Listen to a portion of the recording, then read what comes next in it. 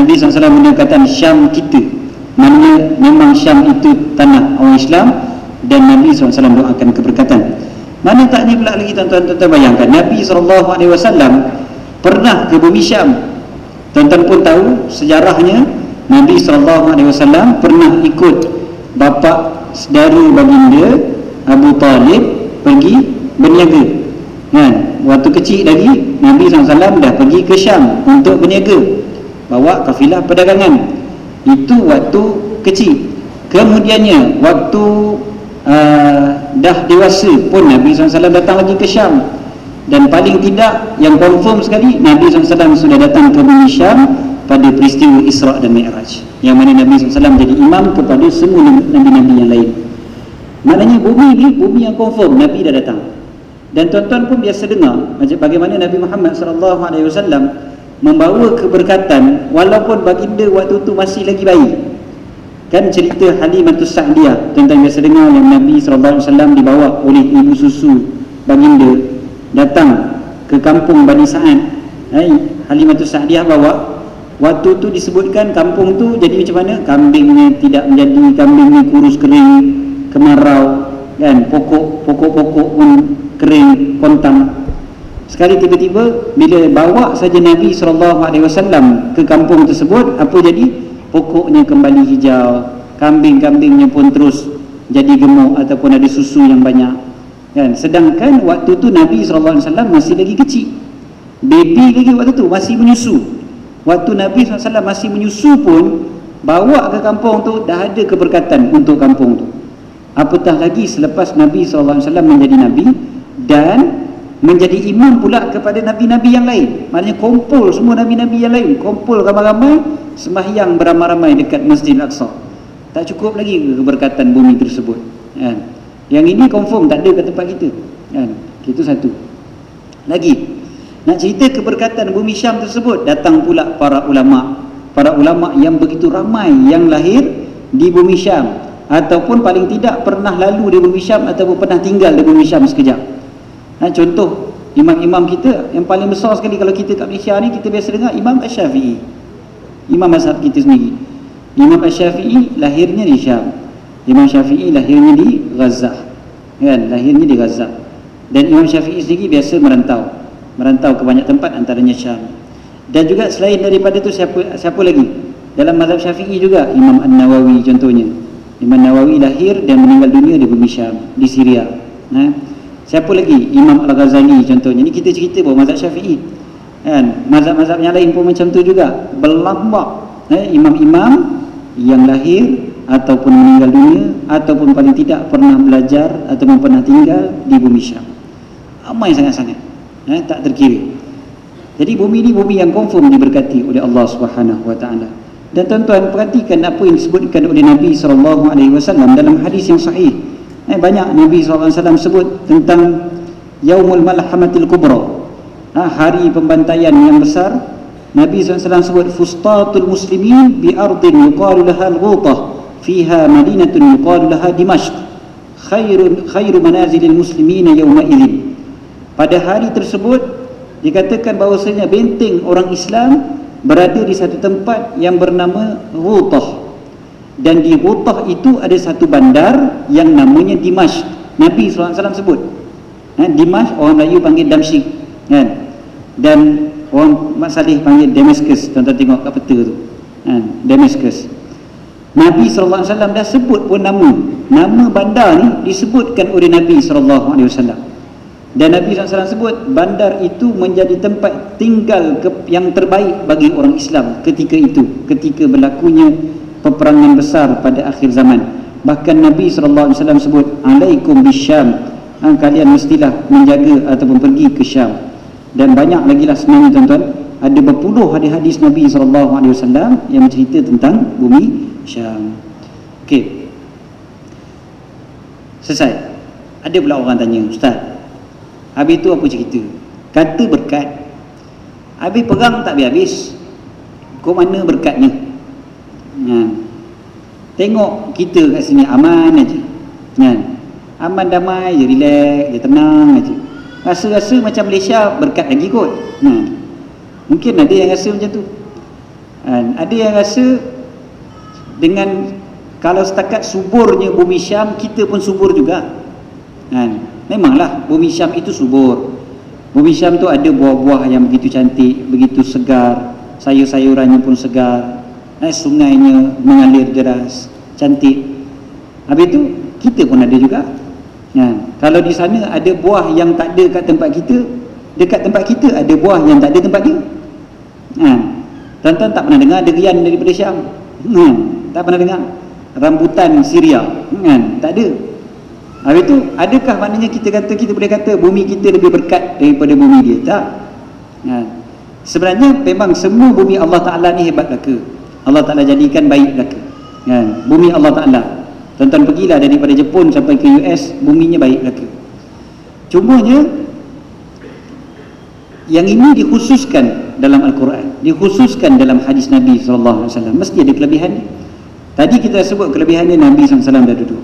Kelebihan yang kita boleh nampak dengan jelas para ulama zaman berzaman yang lahir tak putus-putus dekat bumi tersebut. Walaupun perang berlaku sekarang ni pun berlambak-lambak lagi ulama yang datang daripada bumi Syam, daripada Syria, daripada Palestin dan sebagainya. Berapa ramai? Terlalu ramai. Seterusnya lahir juga orang-orang yang memperjuangkan agama Allah SWT. Tak berhenti-henti. Bumi Palestin contohnya tuan-tuan, dah berpuluh-puluh tahun perang, tetap lahir para pejuang. Tak ada pula lahir generasi yang berikutnya, takutlah nak lawan Israel, takut nak lawan Zionis, kan kena bunuh, macam maklum aku semua mati, aku duduk diam sudahlah, aku ambil duit daripada Zionis, cukup, aku dapat duit, aku selamat. Bukan setakat selamat, dapat duit lagi daripada orang Israel, yang penting jangan lawan dia.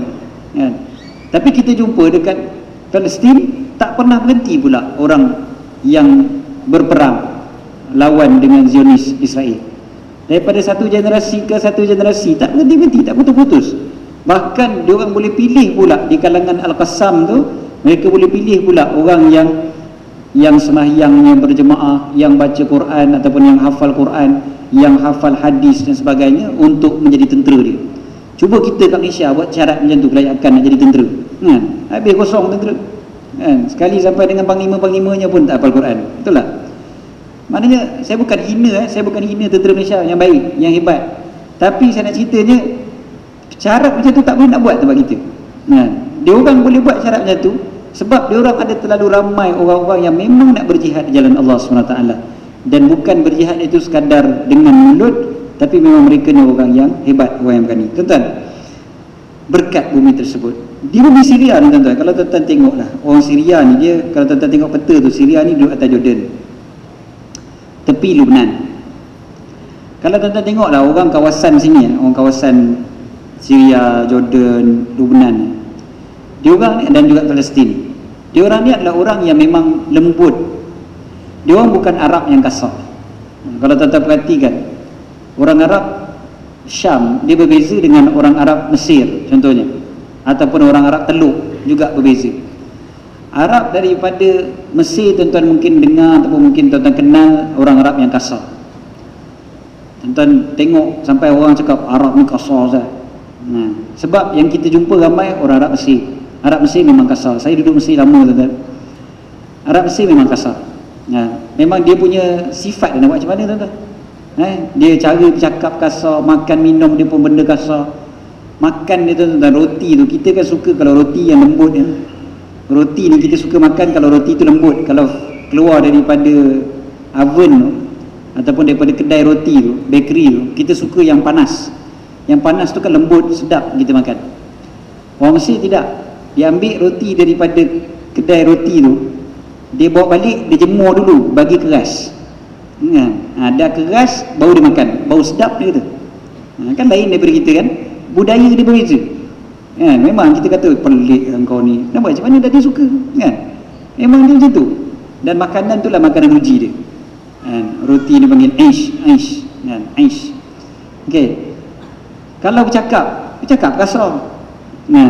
Dia bercakap, tanya khabar saya. Tanya khabar tu. Bukan nak bergaduh.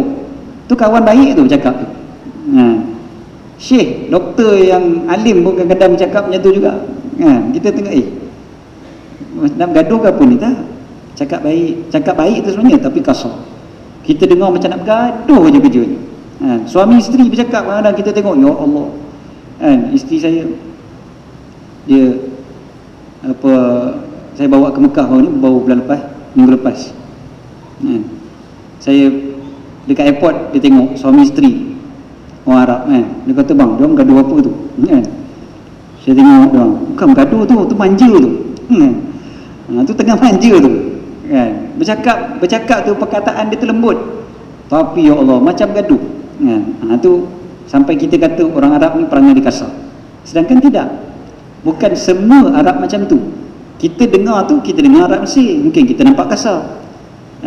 Bukan semua Arab macam tu. Pada zaman Nabi SAW pun, tuan-tuan kalau perhatikan kisah-kisah dalam hadis Nabi SAW, yang banyak yang kasar, yang pangai macam pelik-pelik sikit ni, banyak Arab Badui. Bukan sahabat-sahabat Nabi SAW. Sahabat-sahabat Nabi SAW semua terkenal dengan lembut. Dia orang Arab juga, betul tak? Jadi yang orang Syam ni, dia orang punya lembut, dia orang cara bercakap lembut. Tanya khabar orang Mesir macam tadi tu kan, saya, dia orang syulauna, lembut aja bertanya. Tanya khabar, syulauna, ishlauna, tanya tu berlagu. Pakai baju Metallica, serajin ketat. Tanya khabar, macam tu lah kan. Macam tak kena aja kan. Tapi itulah dia. Bukan nak ngorat orang ni, dia tanya sama dia ni. Dua-dua pakai, satu baju Metallica, satu lagi pakai baju apa khabar. Macam tu lah cara tanya khabar. Dia orang Syria. Tuan-tuan kalau tengok orang Syria cakap, memang lembut.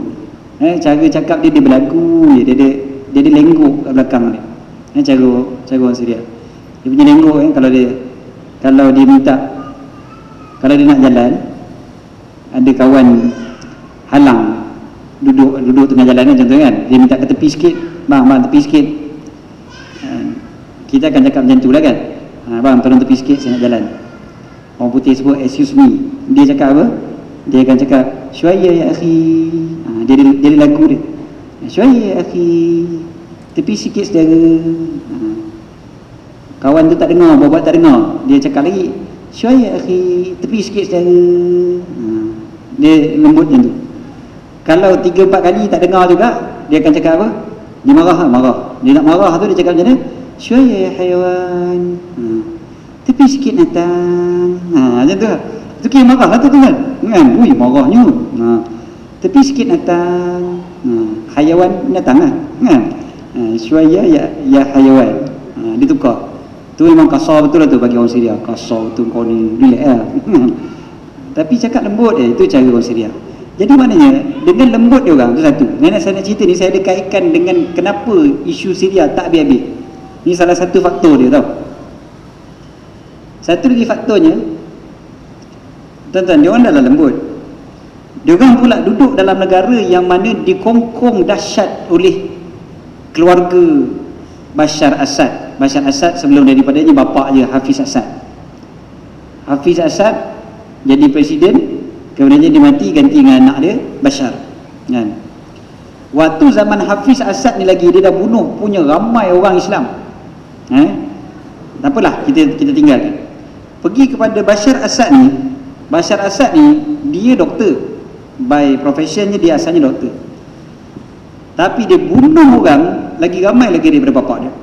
Dalam tempoh yang lebih pendek daripada bapak dia, dia dah bunuh lebih ramai lagi. Dan dilaporkan yang rakyat Syria yang mati sahaja paling kurang lah, paling lekeh-lekeh pun 500,000 juta dia dah. Itu kira lekeh tu. Kalau kira dia punya statistik yang tak rasmi, jauh lagi banyak lagi daripada tu.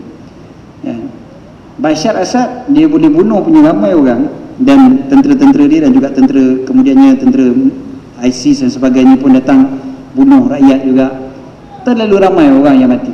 Tuan-tuan, sebelum daripada peperangan, rakyat Syria ni dia tak bangkit waktu Arab Spring. Tuan-tuan dengar Arab Spring dekat Tunisia, tuan-tuan dengar Arab Spring berlaku dekat Libya, tuan-tuan dengar Arab Spring berlaku di Mesir, berlaku juga di Yaman, hampir berlaku juga di Saudi dan Jordan, tetapi tidak berlaku langsung di Syria. Arab Spring tak berlaku asalnya kat Syria, tapi tiba-tiba berlaku pada tahun 2011. Bila apa jadi isunya? Bila ada budak-budak yang ditangkap kerana menulis dekat dinding sekolah dia. Dia tengok kat TV tulis bukan tulis di TV, dia nampak Arab Spring punya cerita, berita orang berdemonstrasi, sebut apa? Asy-sya'bu, rakyat mahu kerajaan turun. Rakyat mahu kerajaan turun.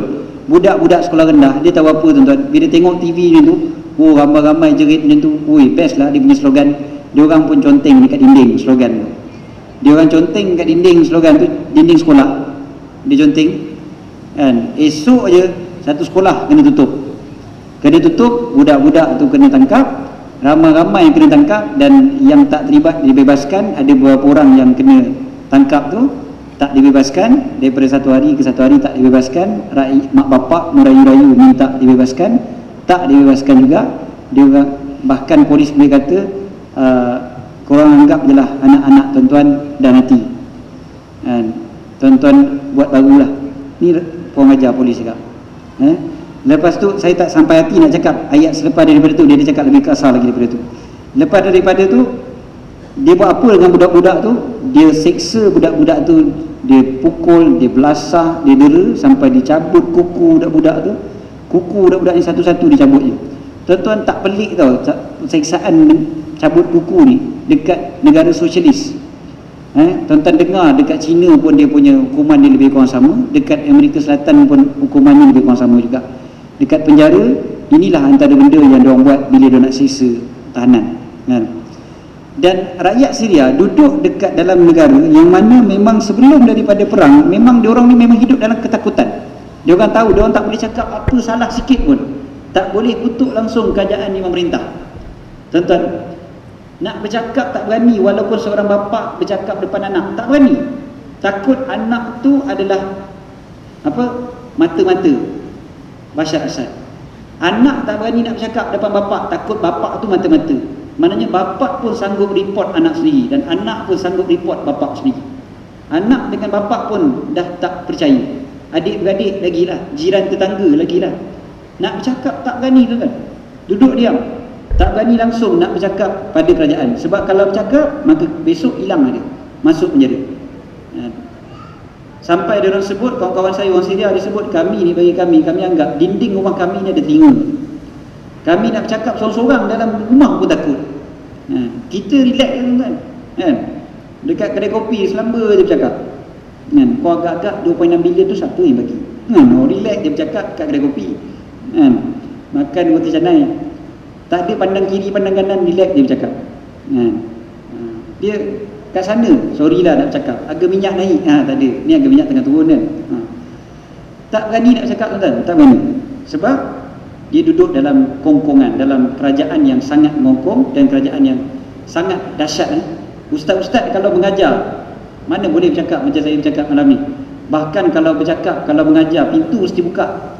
Ada seorang syekh tengah-tengah mengajar, tiba-tiba hilang kat masjid, tak datang lah, 2 minggu tak datang. Tiba-tiba datang balik, lebam dah. Tanya syekh kenapa? Rupanya tersilap satu kali je, waktu dia mengajar, pintu tertutup, tolak angin tolak, tutup pintu, tak cepat-cepat buka. Itu je kesalahan dia. Dia pernah mengajar ketika pintu tertutup. Maka terus dibawa ke balai untuk disuruh siasat. Dan bawa ke balai bukan setakat suruh siasat dengan mulut, dengan tangan lah dia tanya. Dia belasah, dia pukul dan sebagainya. Tak kira lah kau tu syekh ke apa ke. Ini benda biasa dekat Syria. Tentera Syria tak boleh semayang, benda tu biasa, tuan-tuan. Kalau kita tanya tentera Syria ni orang Islam tu Ustaz, dia asalnya Islam lah, tapi dia dilarang untuk solat. Bahkan siapa yang solat dia ambil tindakan. Kawan-kawan saya orang Syria bukan kata waktu jadi tentera, waktu jadi dia masuk khidmat negara. Kat Malaysia khidmat negara seronok lagi, duduk beberapa bulan khidmat negara. Dia orang khidmat negara 2 tahun, latihan tentera yang betul selama 2 tahun. Dalam tempoh 2 tahun ikut latihan tentera, selama 2 tahun itu tidak boleh solat. Saya tanya, habis tu kau solat ke tidak? Kalau yang jenis tak jaga solat sangat, dia kata, tak lah, mana boleh, takkan nak solat, nanti kan kena denda dalam tentera, tuan-tuan tahulah macam mana. Bukan denda tulis kat whiteboard macam budak sekolah. Okey.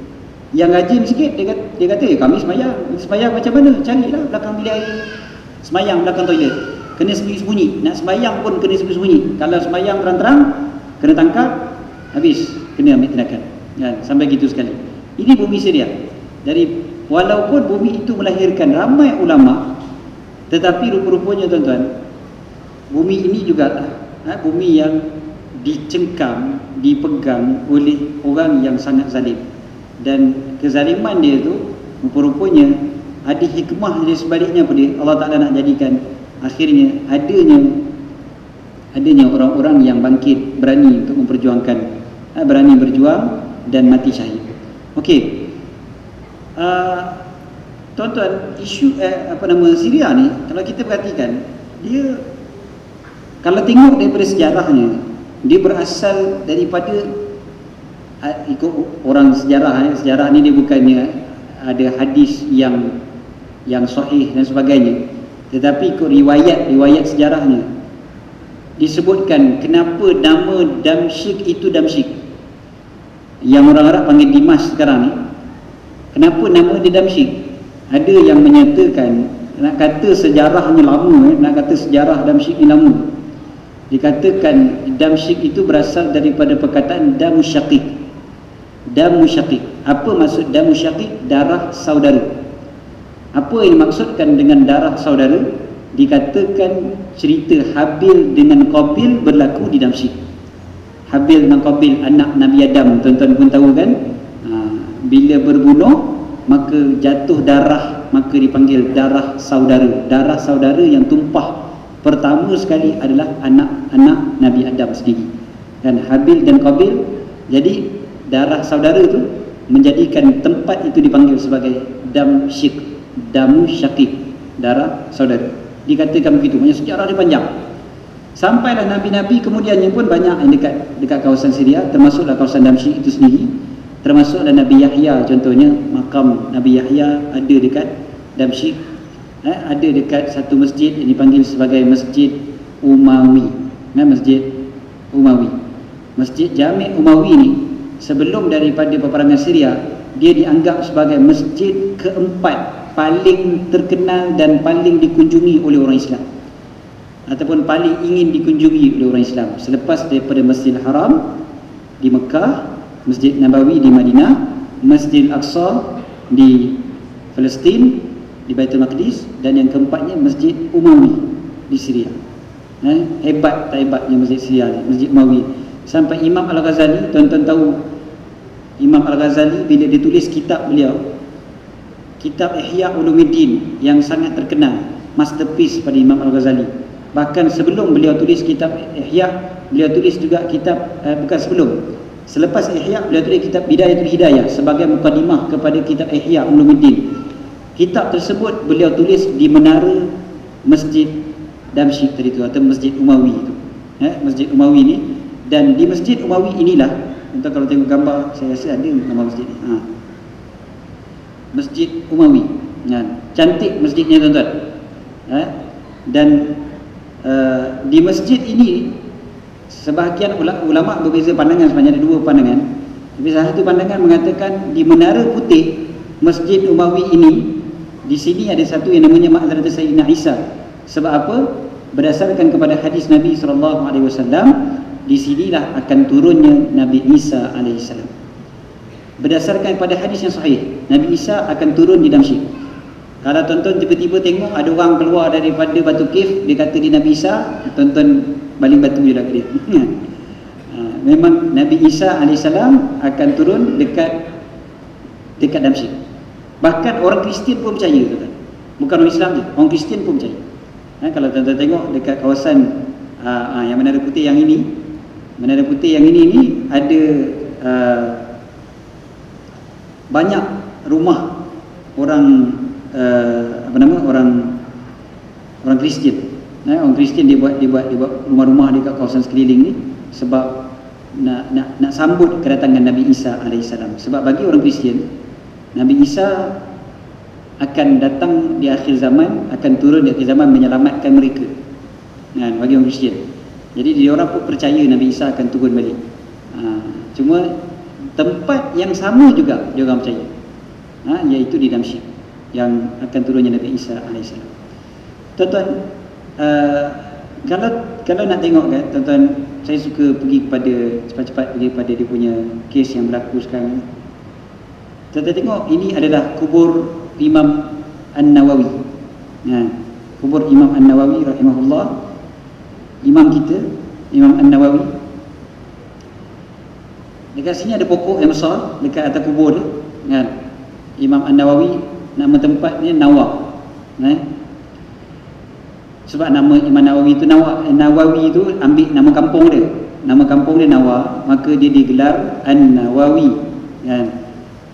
Nama dia Yahya bin Sharaf Abu Zakaria An-Nawawi. An-Nawawi itu ambil sebenarnya nama kampung dia. Imam Nawawi lahir di Nawa dan meninggal dunia pun di Nawa juga. Dia meninggal dunia dekat kampung dia, dekat rumah bapa dia juga.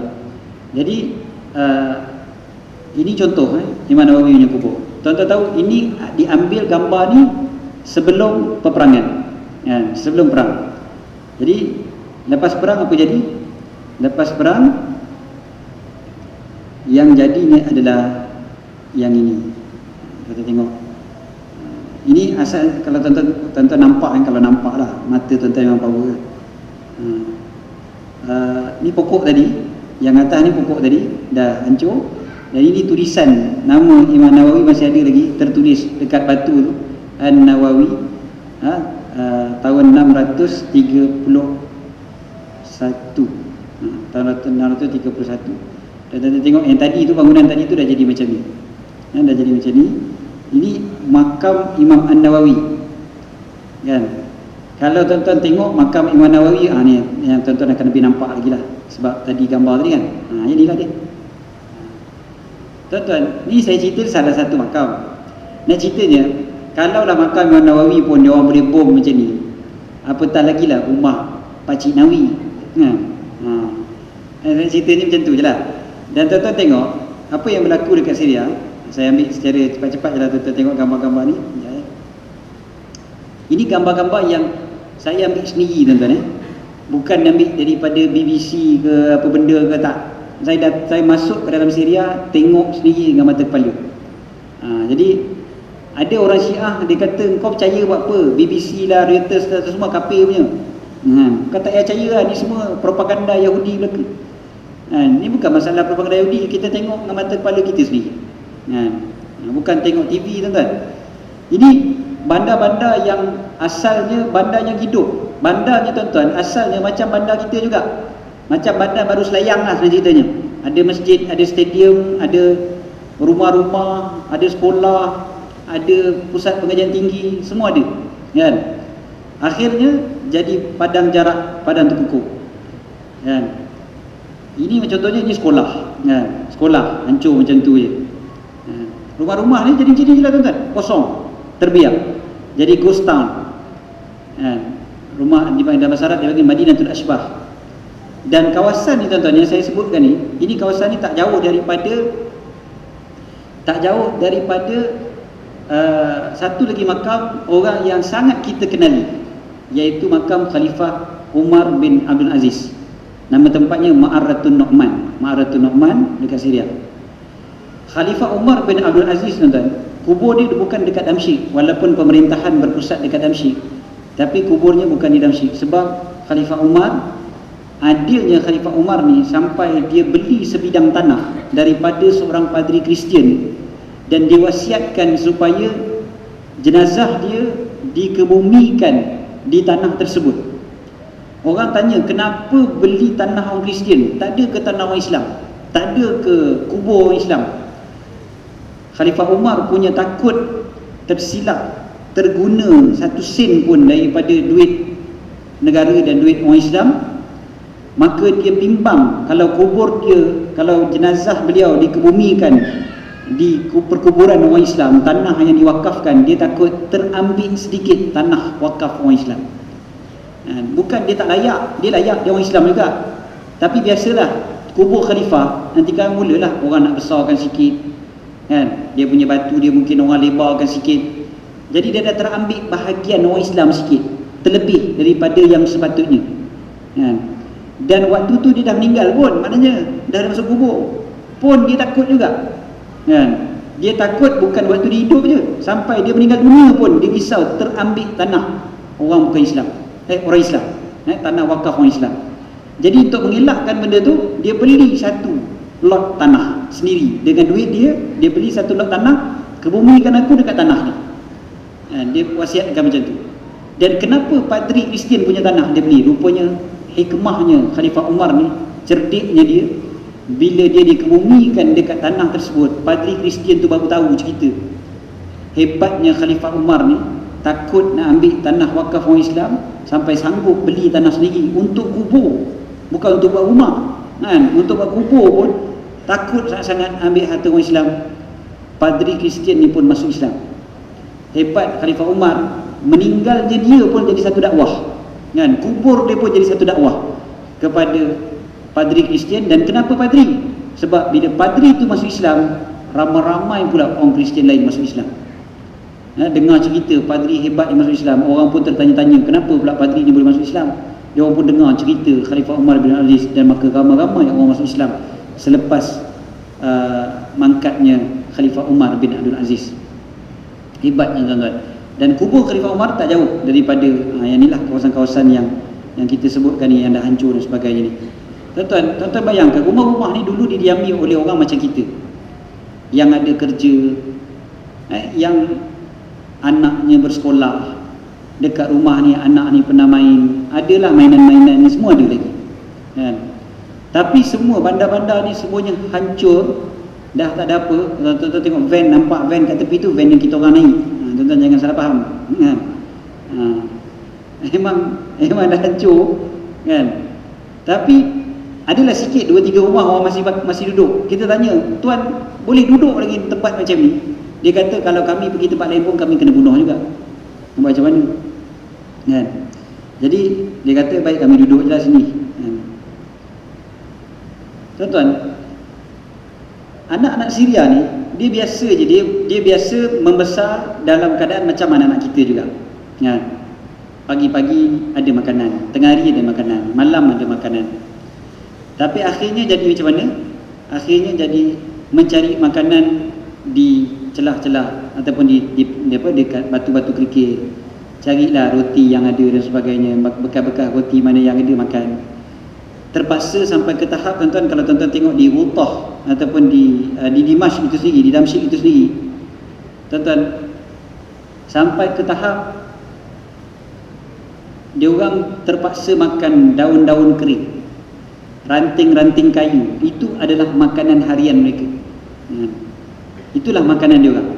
Dan bila kita bawa makanan, bawa bekalan makanan, bila makanan kita bagi dalam kotak, makanan dah habis, dia buat macam mana? Kotak itu dia potong-potong, dia rebus, dia buat sup kotak. Janganlah tanya sup bunjut tak ada Ustaz. Sup kotak tu dia buat sup bagi anak dia makan. Dia bagi anak dia tengok, adalah tu mak rebus sesuatu, bagi makan. Sampai ke tahap, tuan-tuan, ada gambar tapi saya tak nak tunjuklah. Sampai ke tahap kucing dia sembelih buat makan. Terpaksa, dah ke bulu, sampai ke bulu. Kami pernah hantar bulan 11 tahun lepas, bila kita hantar makanan, kita hantar terlambat sedikit. Kita hantar terlambat, kita bawa duit lambat, kita ada kilang roti dekat sana, tuan-tuan. Muslim Care Malaysia, saya dengan Muslim Care Malaysia, kita ada kilang roti dekat Damsyik, dekat tempat bergolak, tempat perang. Kita buat kilang roti kat situ, tapi kilang roti takkan boleh beroperasi kalau tak ada tepung. Jadi kita perlu hantar tepung daripada luar kawasan yang bergolak tu, dan nak beli tepung kena ada duit. Jadi bila kita terlambat hantar duit, sebab kita kat sini lambat sikit, jadi kita nak pergi sana pun terlambat, lambat sikit je, kilang roti terpaksa tutup, tak boleh beroperasi sebab tak ada tepung. Dan bila tak ada tepung, tak boleh beroperasi, kita tanya akhirnya apa yang berlaku kat situ. Memang dia orang tu lah memang terpaksa makan ranting-ranting kayu dan daun-daun kering. Sebab apa? Sebab kita terlambat bagi duit. Tuan-tuan bayangkan kalau ada yang matilah waktu tu kan, saya tak tahu macam mana lah kita punya perasaan waktu tu, kerana kami terlambat hantar duit, ada saudara kita yang mati. Dan kita kena tahu bahawasanya orang Syria adalah saudara kita, saudara kita. Seperti mana tuan-tuan yang sebahagian daripada kita balik kampung semalam kemarin jumpa saudara mara, macam tu jugalah tuan-tuan sebenarnya ada saudara mara dekat bumi Syria. Kan? Kita ada Pak Long, ada Mak Ngah, ada Mandak, ada Manjang, semua kat sana. Kan? Saudara-saudara kita berlambak-lambak ada dekat sana, dan saudara-saudara kita tu sedang mati kebuduran. Kan? Dalam kesejukan pula lagi. Dan tuan-tuan tengok, ni saya bawakan satu statistik. Ni statistik tengah tahun lepas, tengah tahun 2015. Kalau tuan-tuan perhatikan, ini perangkaan yang dikeluarkan oleh PBB. PBB bagi tahu dekat Turki saja ada 1.8 juta rakyat Syria yang menjadi pelarian. Itu dekat Turki 1.8 juta. Dekat Lebanon ada 1 juta lebih, dekat Jordan ada 629,000, dekat Iraq, dekat Mesir, dekat Afrika Utara pun ada. Belum kira yang dekat Eropah dan sebagainya. Tuan-tuan, ini perangkaan rasmi, angka rasmi. Dan kita tahu antara angka rasmi dengan angka sebenar, angka rasmi ni masih lagi kecil, angka sebenar jauh lagi banyak lagi. Yang rasmi ni, yang PBB dapat buat statistik dia, dapat buat kajian, boleh tengok. Yang dia tak dapat buat berapa ramai lagi. Berjuta-juta saudara-saudara kita yang tinggal dalam keadaan macam ni lah tuan-tuan. Ini contoh kemah-kemah dia orang. Ini kira kemah yang selesa lah ni. Banyak lagi kemah yang kami pergi yang jauh lebih taif, lebih teruk lagi daripada ni. Yang mana diorang duduk ni dekat dalam kemah yang kadang-kadang dah koyak. Duduk pula dalam musim salji. Tuan-tuan bayang, salji tebal. Tahun lepas salji kita pergi, pijak salji tu sampai ke peha tu punya tebal. Tebal salji tu. Dia orang duduk dalam kemah pula koyak. Tak payah tanyalah ada pemanas udara tak Ustaz? Tuan-tuan bayangkan satu gambar, yang ni saya tak letak kat sini. Ada satu gambar 3 orang budak Syria yang kesejukan sangat-sangat, rumah dah hancur, duduk dekat runtuhan bangunan. Dia pasal terlampau sejuk sangat, dia tak tahu nak buat macam mana. Dia lukis gambar alat pemanas tu. Dia lukis gambar alat pemanas tu kat dinding rumah tu. Dia duduk kat depan lukisan itu, panas. Dia bayang, dia imagine kata ada pemanas tu, padahal dia lukis. Tuan-tuan, kalau orang tengah panas kat Malaysia ni, dia kata, buka kipas, kita pun lukis gambar kipas, nak ambil kau. Tu namanya nak kena penampar namanya. Tapi tuan-tuan, dia orang terpaksa lukis benda tu sebab nak, itu je cara dia nak, dia boleh rasa, dia boleh panaskan diri dia. Dan berapa ramai di kalangan mereka yang mati kesejukan. Ini gambar.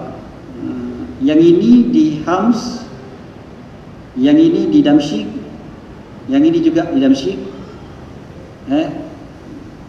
Hancur tuan-tuan. Tuan-tuan tengok rumah-rumah ni memang rumah-rumah yang orang duduk. Hancur kecai macam tu je. Dibom setiap hari. Siapa yang bom? Okey. Tuan-tuan, yang bom dia orang ni sama ada tentera Syria sendiri. Tentera Syria sendiri yang ada helikopter semua, tentera Syria lah. Ataupun siapa? Ataupun tentera US datang serang bom. Yang baru-baru ni tentera Rusia pun datang serang juga. Tentera NATO pun ada datang serang.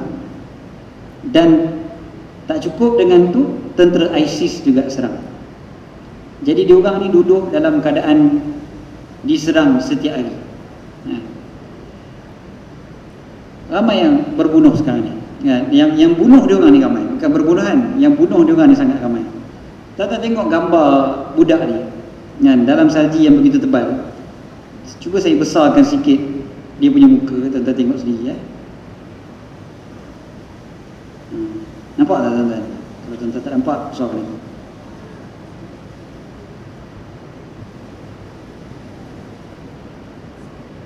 Pecah gambar.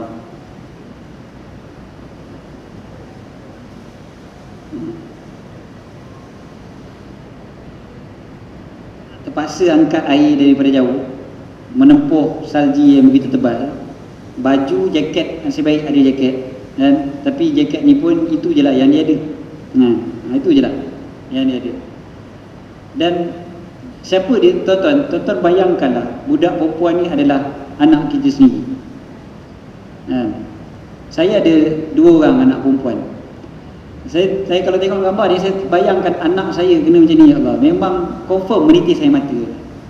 Sebab kita takkan terbayang kata Malaysia akan jadi macam ni, tapi diorang pun tak terbayang diorang akan jadi macam ni. Diorang bukan Palestin, tuan-tuan, yang kita sebut tadi dah 2-3 generasi dah duduk dalam perang. Palestin memang 2-3 generasi duduk dalam perang. Diorang ni baru 5 tahun. Diorang juga siapa dia? Yang biasa bapaknya arkitek, bapaknya lawyer, bapaknya accountant, bapaknya mekanik, bapaknya cikgu, bapaknya petani, bapaknya driver lori, bapaknya driver taksi. Itulah dia. Tapi hari ni inilah yang menimpa dia orang. Dan tuan-tuan, bila bercakap tentang ISIS, saya perlu sebut sikit tentang ISIS ni. Dah dekat pukul 9 dan kita nak sembahyang Isyak. Saya pergi ke Syria ni, antara benda soalan yang saya biasa tanya pandangan dia orang tentang ISIS. Kalau tanya pada orang kampung tentang ISIS, lagi-lagi dekat kampung yang dekat-dekat dengan kawasan yang pernah orang Syria duduk, orang ISIS pernah duduk, contohnya di kawasan-kawasan yang dekat dengan Iraq ni. Kalau tuan-tuan tengok peta ni, dekat dengan belah atas ni, yang di belah atas ni ISIS pegang.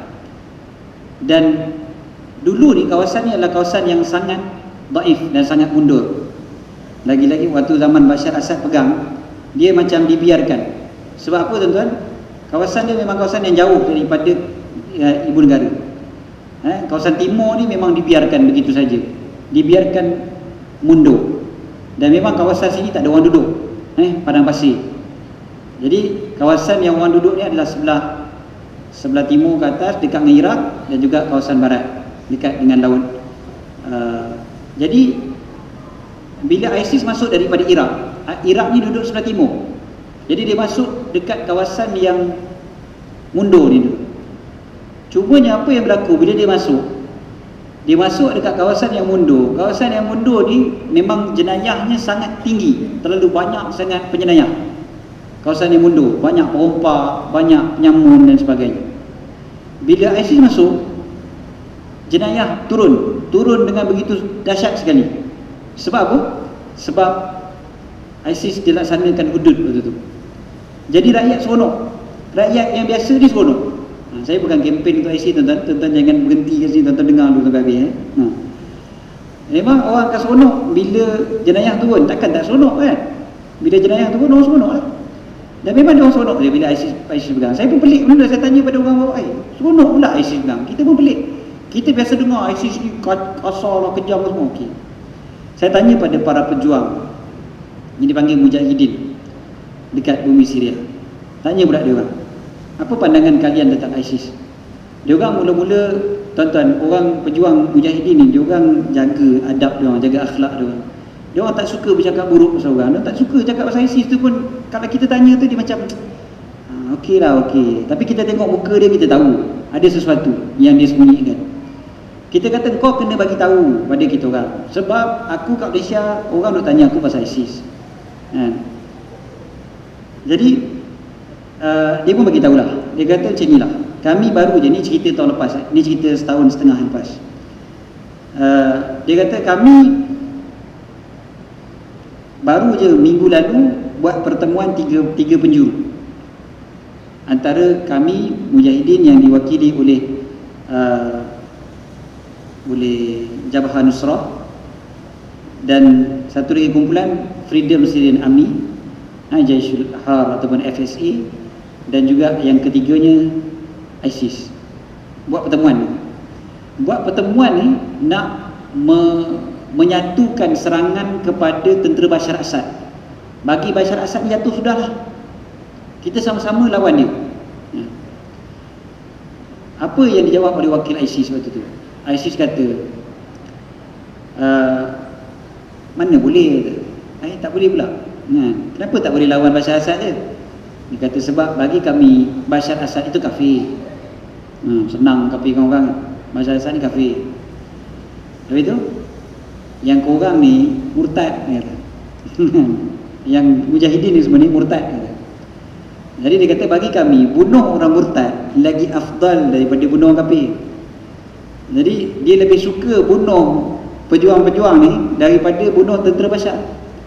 Maka oleh kerana itulah kalau tuan-tuan perasan dalam 2-3 tahun lepas bila isu Syria ni nak habis dah, pejuang-pejuang ni dah nak menang lah, masuk saja ISIS terus perang berpanjangan.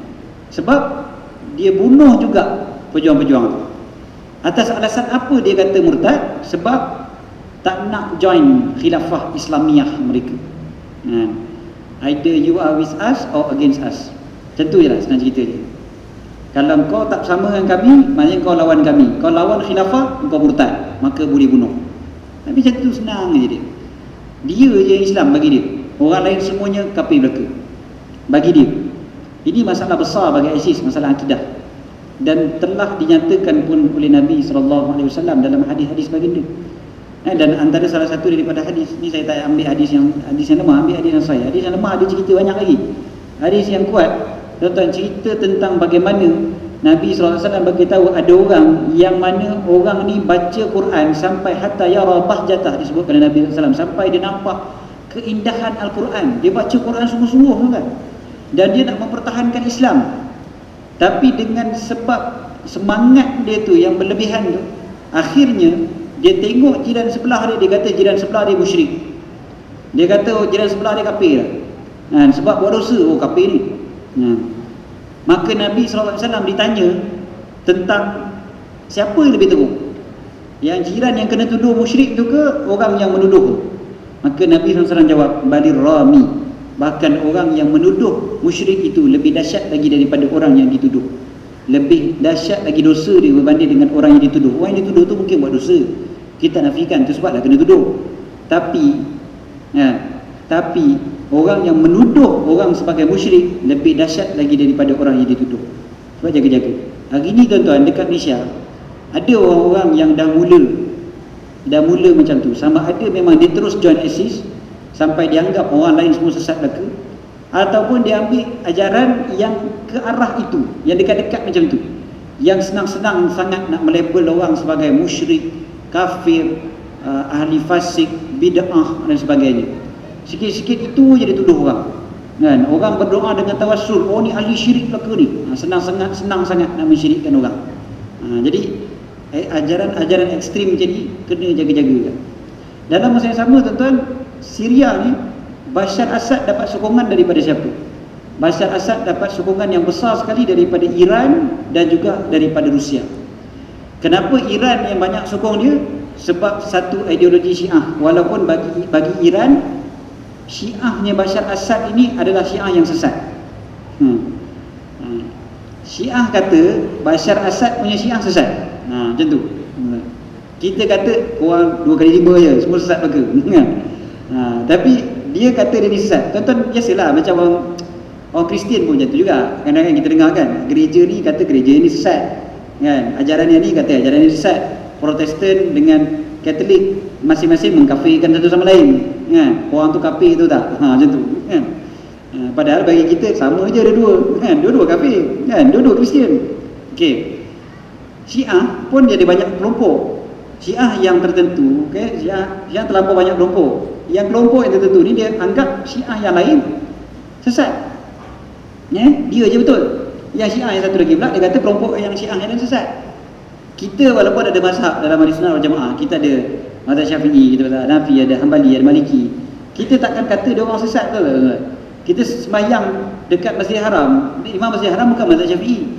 Tak pernah pula kita kata tak sah kau sembahyang Masjidil Haram. Mana ada, betul tak? Relax je kita sembahyang. Kalau sembahyang tarawih tu lagi 20 rakaat, campur 10 rakaat buat tahajud semua. Elok je. Tuan-tuan. Okey. Tapi kenapa dia orang boleh tolong juga? Walaupun dia orang kata sesat. Satu sebab Syiah sama Syiah. Satu lagi sebab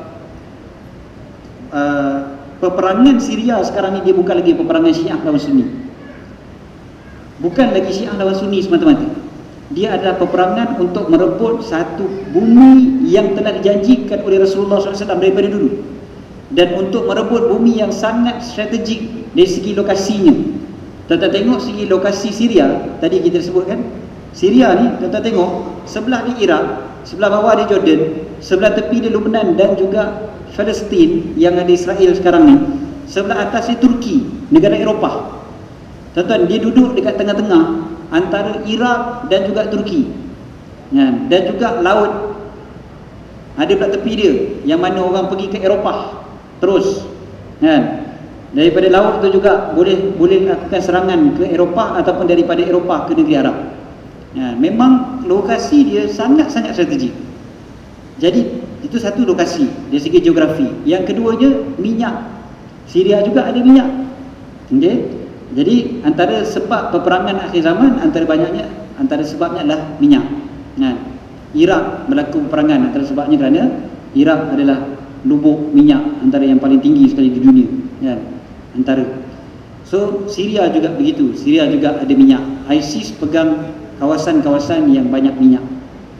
Memang dia ambil minyak bertong-tong, dia hantar dijual. Okey. Tuan-tuan, bagaimana pula dengan US, NATO dan sebagainya? Dia orang pun serang juga. Dia orang pun cuba nak bina pengaruh juga dekat Syria. Dia orang bayar juga kepada Freedom Syrian Army. Dia mengaku, dan Freedom Syrian Army pun ada yang jawab, mengaku kata kami terima juga dana daripada US. So yang jadi mangsa siapa?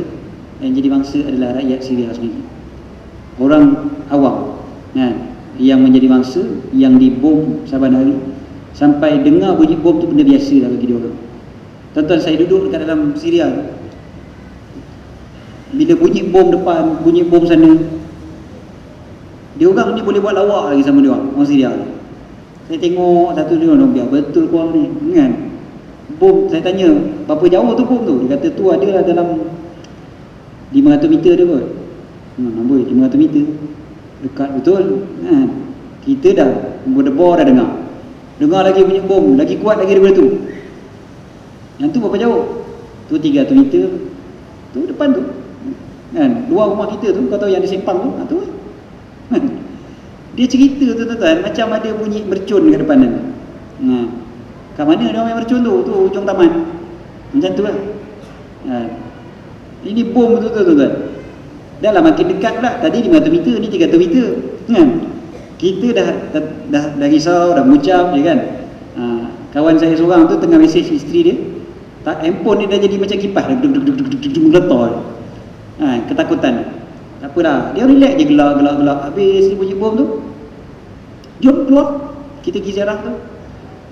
Kawan tu baru meninggal. Relax je. Kita kata biar betul nak keluar tengah bom macam ni. Kata relax, tak apa. Okey, jom jalan. Jadi kita tanya, korang ni hidup macam mana sebenarnya? Dia jawab simple, dia tunjuk Allah kan ada. Sebab itu je. Kata ya Allah, memang kuatlah jiwa dia orang kan. Bila kita baring tengah-tengah tidur, tiba-tiba bunyi roket. Roket tu tuan-tuan, bukan jauh tuan-tuan, lalu tepi dinding ni. Saya tidur sini, saya tidur betul-betul tepi dinding. Di sebalik dinding tu je roket tu lalu. Rumah depan ni kan. Kalau lah ada angin tiup ke apa ke, ada ribut tiup ke, memang habis lah. Malam ni tak ceramah lah kat sini tuan-tuan. Meletup depan kan, sebagainya. Kita terus terbangun. Waktu tu taubat memang taubatan nasuha semua lah tuan-tuan. Memang mengucap tu, Allah, istighfar semua lah. Kalau mati aku matilah biar. Tuan-tuan, orang Syria dia punya tenang dia, tapi dia tetap tenang. Dia kata bumi barakah kan. Allah. Dia boleh jawab Allah akan ada. Dalam keadaan bila kita tanya, kau nak makan apa? Kau dalam keadaan macam ni, kau makan apa? Kedai mana dia buka apa semua, kau nak makan macam mana? Ya Allah ada. Sedangkan dia orang ni dulu ni orang kaya. Saya tanya yang seorang-seorang tu. Yang seorang tu farmasis hebat, Allah yarham, dah meninggal dah kawan saya tu. Yang seorang lagi ada kilang 3-4 buah. Yang seorang lagi saya tanya lawyer yang ada firm sendiri. Yang seorang lagi accountant yang ada 3-4 syarikat accountancy. Dia bos syarikat accountancy yang besar. Masing-masing tu orang-orang berada belaka rupanya. Bukannya orang yang miskin, orang yang memang tak ada duit, tak. Saya sempat interview itu dekat program Astro. seorang tokey syarikat transport, lori-lori apa semua dia ada, duduk dekat dalam kemah yang begitu kecil, gembala kambing untuk makan. Dia bela kambing. Orangnya dia kata, tengok dalam kemah dia ada buku apa? Ada kitab Riyadhus Shalihin. Kitab Riyadhus Shalihin, itulah yang dibaca pada anak-anak dia. Hadis-hadis yang dikumpul oleh Imam An-Nawawi. Hari-hari itulah bacaan dia kepada anak-anak dia. Baca kitab hadis. Kita kan tuan-tuan, berapa banyak hadis kita dah baca? Tak ada perang kan? Ke sebab tak perang? Jangan doa jadi perang kan? Tapi jangan tunggu sampai perang baru nak baca Quran, baru nak baca hadis. Kita tengok seorang-seorang. Tapi tuan-tuan, Masya Allah, dia orang ni memang orang yang kental. Alhamdulillah lah, Muslim Care kita ada buka sekolah kat sana. Bukan gambar model tuan-tuan, gambar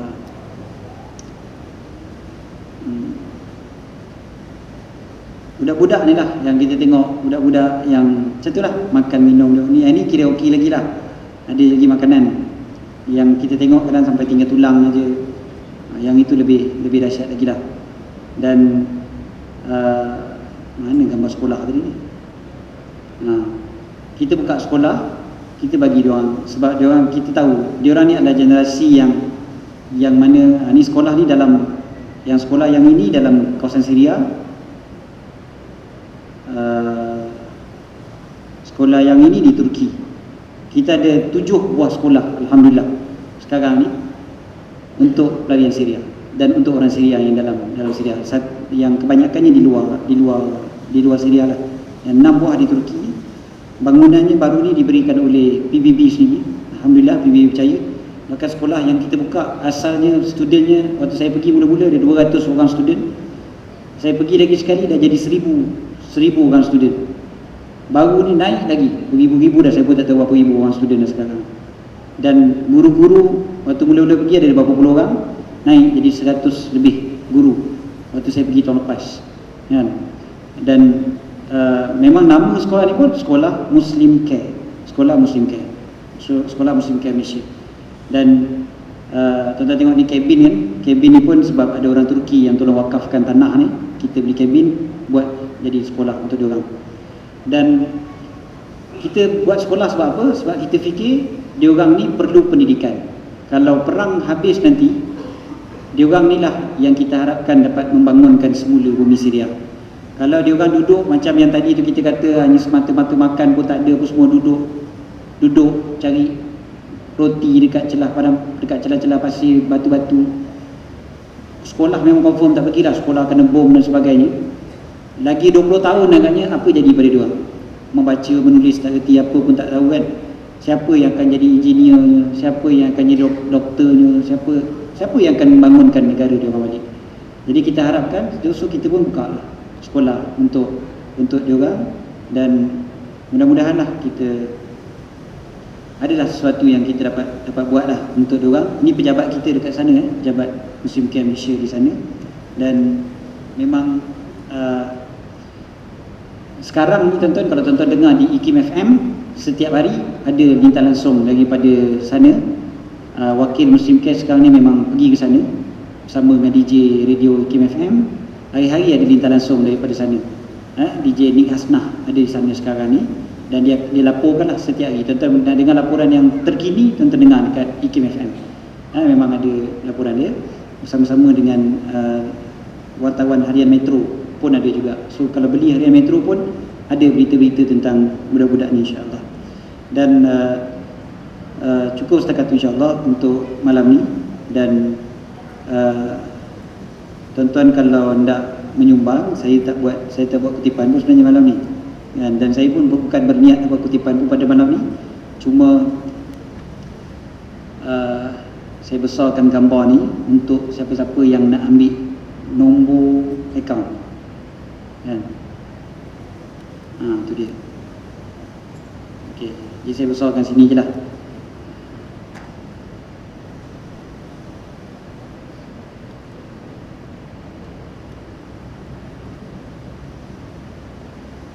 Okey. Nombor akaun Muslim Care Malaysia. Saya berani sebut pasal Muslim Care ni sebab saya dah tengok sendiri apa yang diorang buat kat sana. Saya bukan AJK Muslim Care. Ustaz Nazmi Abdul Karim, Ustaz Nazmi orang panggil Ustaz Smackdown kan? Beliau memang exco Muslim Care dan beliau memang bertanggungjawab isu kaitan dengan Syria. Tuan boleh tengok sendiri. Dan saya sebab tengok mata kepala, saya pergi sendiri, tengok sendiri. Jadi itu sebab saya berani.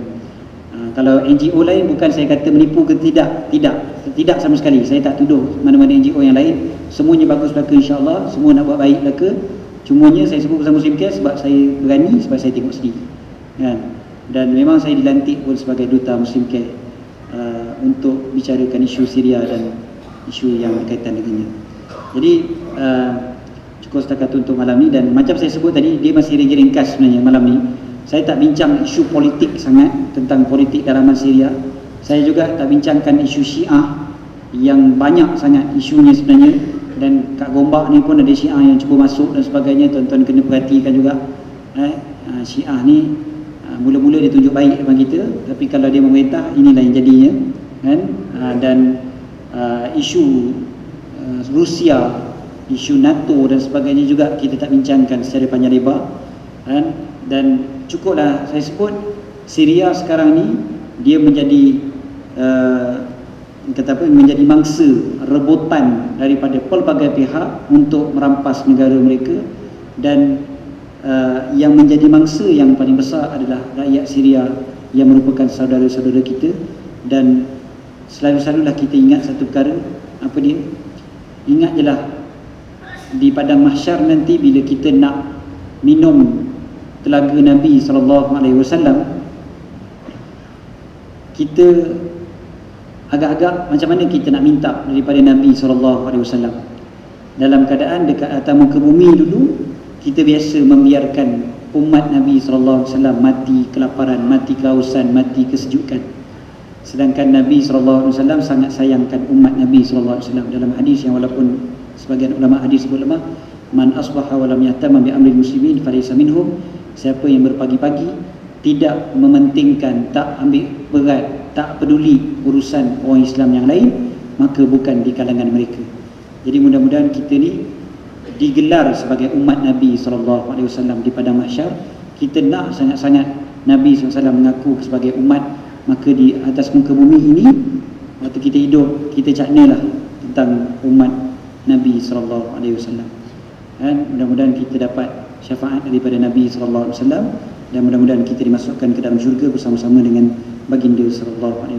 Allahumma amin. Aqulu qawli hadza wa astaghfirullahal azim li wa lakum. Bismillahirrahmanirrahim. Rabbana anfa'na bima 'allamtana, rabbi 'allimna alladhi yanfa'una, rabbi faqihna faqih ahlana wa qarabatin lana fi dinina wa ahli kutri unsa wa dzakar. Rabbi waffiqna wa waffiqhum lima tardika wa fi'lan karama warzuqil kulla halalan daima wa akhilla tikiya ulama nasabil khairin kufa kulla syarr. ربنا واصلح لنا كل شؤون واكثر برضا منك العيون واقض عنا ربنا كل ديون قبل ان تاتي نصر المنون واغفر واستر انت اكرم من ستر. صلى الله على سيدنا محمد وعلى اله وصحبه وسلم. الحمد لله رب العالمين.